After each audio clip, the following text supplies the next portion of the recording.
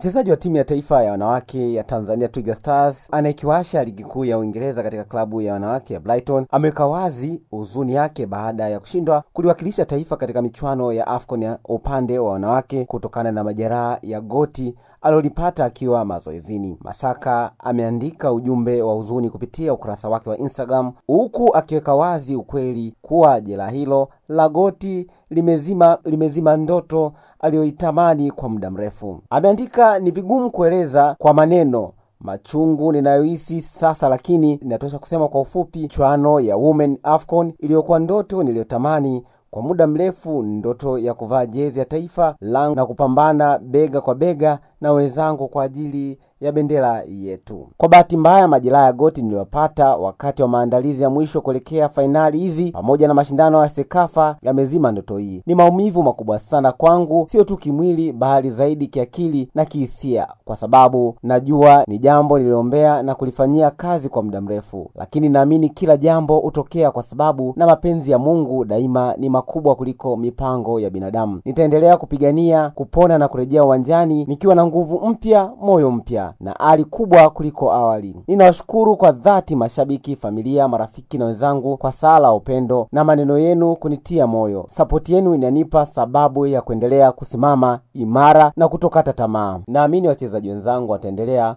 kupambana kwa moyo wote na kulitumikia taifa letu kwa fahari kubwa kama walivyofanya kwenye michuano ya Sekafa.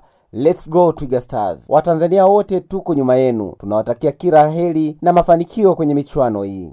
Asante sana. Hayo ni maneno ya mchezaji wa Twiga Stars Aisha Masaka akiandika kupitia ukurasa wake wa Instagram. Mungu aendelee kumbariki aweze kupona na kuweza kurejea katika viwanja vyema kabisa. Endelea kuitazama na usisahau kubonyeza neno subscribe.